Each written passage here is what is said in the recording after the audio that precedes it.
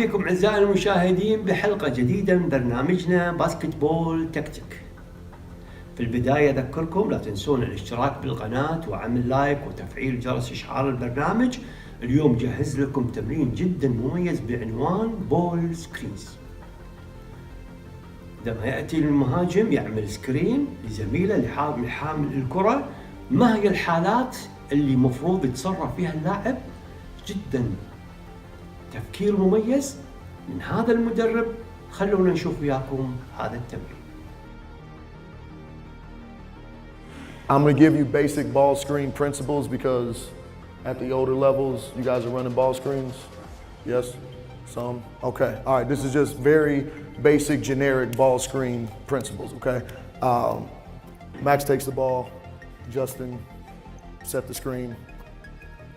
You setting the ball screen, Peter off. Ball screen the other way. All right, if we're setting the ball screen on the 45, okay? For one, we need to set it on the 45, all right? You will most likely try to have this foot either, you're gonna have them straddle the three or you want foot above, okay? The ball screen involves a bunch of patience, okay? In a situation where it's off of the jab, meaning you just caught the ball, all right? Or in any situation, really, he's gonna have to give some sort of fake baseline. Sometimes the fake is just to run off the ball screen.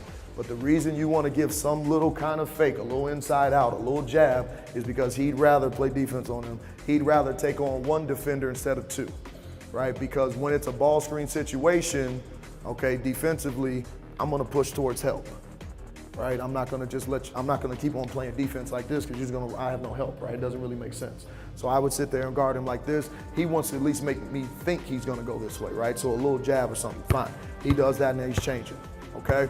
Now, when he's going off the ball screen, again, it's just like coming off a screen, he's got to go shoulder to shoulder, okay? What we teach our players and what they teach you at all levels, if you take one dribble off the ball screen, you better shoot it or pass it, all right? Because if you take one dribble and pick it up, you killed the ball screen, all right? A very American philosophy of ball screen is all we teach is that person coming off, it's for you to shoot, you to shoot, you to shoot. That's all we think about. I'm getting off the screen, I'm letting it go. That is not what a ball screen is for. A ball screen is for just to create an advantage. All right, sometimes the advantage is for you to shoot. Other times it is just for you to stretch the floor and pass to the pass. All right, so that's what you have to start telling your players. Hey, you're coming off the ball screen to find the advantage. If you got the advantage, shoot it. If you don't force it.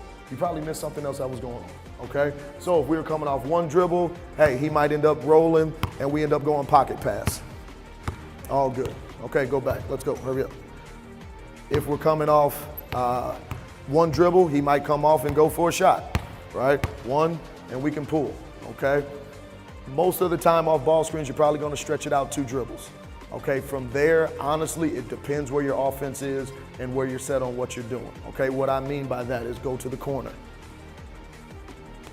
Give me 3 blacks, guard them. Guard these 3. Actually, 1 step off. Gallo, would you guard that? One of you step off. Trent, step off. Okay, you're fine. Trent, stay on. I don't care. Somebody step off. Boom. We're good. All right. Ball screen is all predicated on how the defender's playing the ball screen, right? That's going to tell you what the offense does. That's what tells you what everybody does, okay? In a situation where you have overloaded one side, this is an overload. We got 3 people on one side, right? We got 2 on the other side, okay? This is not his time to probably turn the corner. This is not what he should be thinking as a ball screen, all right? He needs to be thinking shooter or post, because this is what ends up happening. Now, let's just say Liam's gonna try to play it over the top. Gallo's just gonna be in a little show and recover, and we're getting back, okay? We're gonna go very slow on this. Very, very, very slow. Stay deep in the corner. You will notice one thing out of all of this, coaches, whenever we're explaining sideline out of bounds, baseline out of bounds, their natural tendency is always to walk here. My kids, right? Everybody wants to walk here. Tell them to play basketball outside the three-point line. Space the court. They never want to do it. They always want to come in, right? Space the court and stand where I'm telling you to, because it's all about spacing. Now, when he comes off this ball screen, okay? Now, at this moment, Justin's going to roll. Who's the only person who can help out on the roll? It would have to be him, right? He's going to just supply a little bit of help, okay? He's got to take 2 dribbles. He can't take 1. He's got to stretch it because that's going to occupy Gallo, okay? Now, he will end up lifting, and you will stretch it another dribble because you'll stretch it, and then you'll throw it back. That's your open shot. Go do that again. That's why he's got to take 2 dribbles off the ball screen. He's got to stretch the floor, okay? Back up. So he's coming off of this, boom, he takes 2 off, Justin rolls, he gets there, there's your open shot, okay? Now, if we go back and he's not open off the ball screen, okay, I'm sorry, he's not open for the shot. They played really good defense. All right, it's totally fine. He's coming off of this, you're running off, stretch it, stretch it, stretch it, stretch it, stretch it, yes, stretch it, good. Now, you pass it back, here's where you're in good hands. Because we're here, this is your post player. All he's gonna do is do this because he's running top side. Stay there and get in the post feed. He's running top side to his shoulder. Now you got a 2-man game and you're all good. Go back and do that again. Do that again. He's coming off, he stretches it, he rolls, he catches up top, boom, he's gonna meet him there, life is good. So it really just depends on how people are, where your offense is, on what you're gonna do off a ball screen. But just generically speaking, your person's gonna have to take 2 dribbles off the ball screen and then read. It might be a pass over the top, it might be a shot. If it's 1 pass and pick up, your ball screen's dead. So they have to take 2 and stretch the court. Okay, but everything's predicated on how that big is guarding you. If they're in a soft hedge, strong, shown, recovered, trap, switch, whatever they're doing, that's gonna change on what the ball handler's gonna do off the ball screen. But generically speaking, they need to have some little fake baseline, so they only take 1 defender on. They gotta go shoulder to shoulder off of it, and they really need to stretch the defense and then find the advantage. Does that answer that really with the ball screen?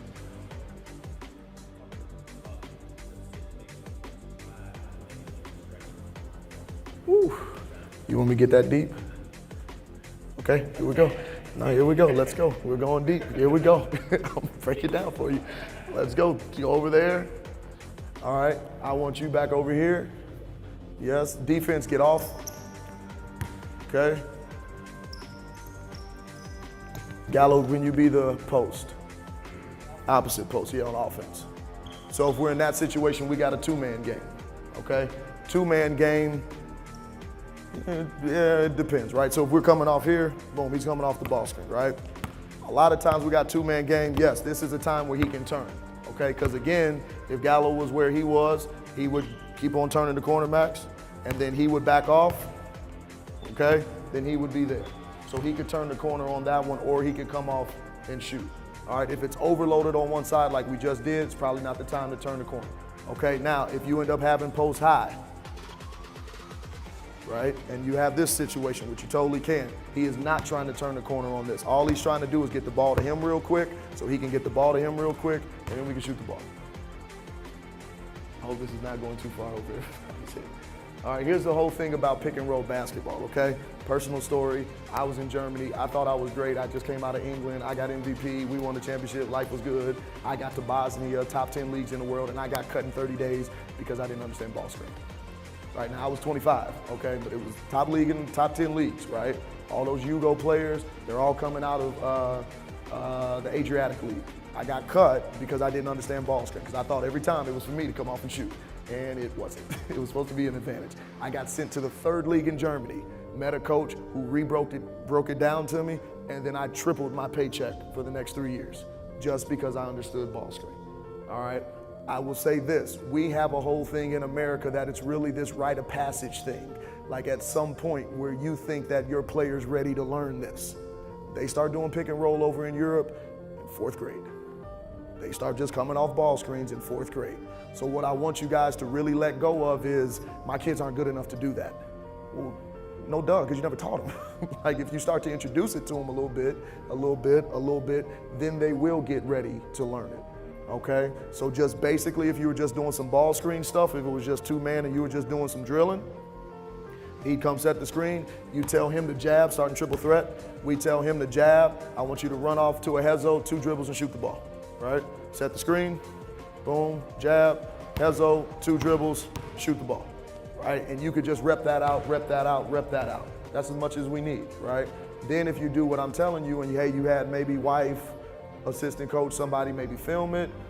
One day for 20 minutes, we plug it into USB on the computer and you say, hey John, did you see Tom open? All right, now we're gonna come off and work on that pass. Now we're building. right? Now we're building, okay? But it is gonna take some effort, coaches, to really get them to understand the concepts that you're trying to teach. But if we just start basic, understand the screen, understand how to move without the ball, cool enough, all right? Then we start to build from there, you're good. Because any type of ball screen is gonna end up being driving kick. All right, because he turned the corner, he's got to lift because he's got to stay in his ball handler's vision. But they know that because of driving kick moving out the